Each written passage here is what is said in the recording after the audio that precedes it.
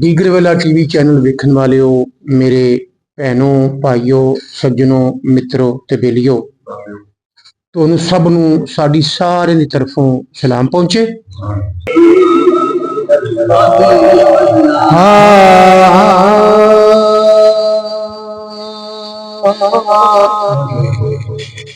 अज तक खुशबुआं पईयां दियां ने,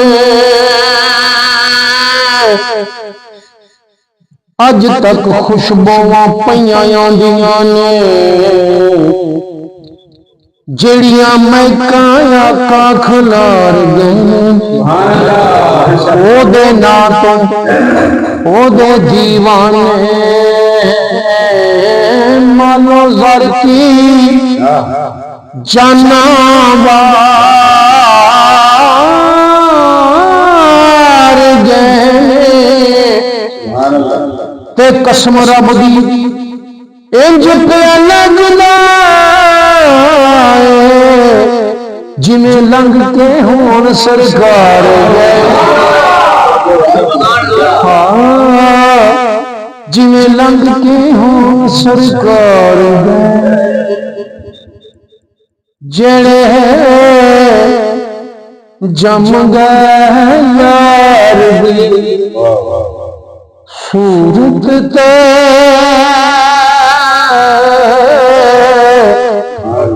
आयो ने हटाने आयो खेने दरियार का मल ओ बेलिया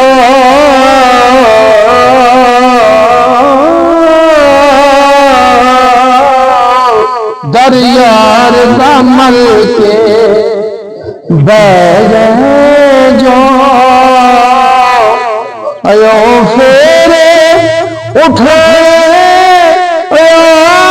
खेने जेड़े जम गया दी सूरत ते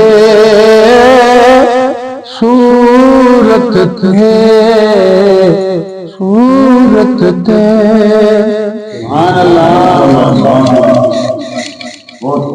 चिन्नाग इश्क दा बस जावे तेज दे मन विच मदनी वस जावे। इश्क ना मोहब्बत है। सहाबे सुबह जेडे बैठते हैं ना सरकार के कोल 24 घंटे बैठे रहंदे सन, जेड़ियां सरकार गल्लां बातां करदे सन आप नोट कर लेंदे सन। ऐसा इश्क रचिया है। हालांकि बड़ा एक वाकया है, लेकिन मैं मुख्तसर जी आपका नाम ही सुनावांगा। हज़रत अबू हुरैरा रज़ी अल्लाह ताला, आप उसे यूनिवर्सिटी में पढ़े लिखे, आप दी कमों के 6000 हदीसां ने जिहड़ियां आपने रवायत कीतियां।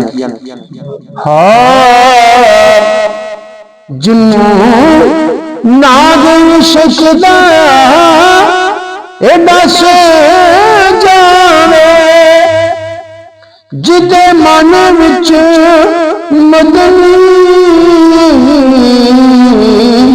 बस जावे, फिर नीर अखां दे ऐ यारो, फिर नीर अखां दे ऐ यारो, ये दुनिया तो छुपाए खेले जड़े जम गए यार दी सूरत ते सूरत ते सूरत ते। अगला शेर बाबा जी, गल मुनल के साथ के गल कर दे बखानी औखी ईमान दे दावे एक पास ईमान ते दावे एक पासे पर बाले कोहड़े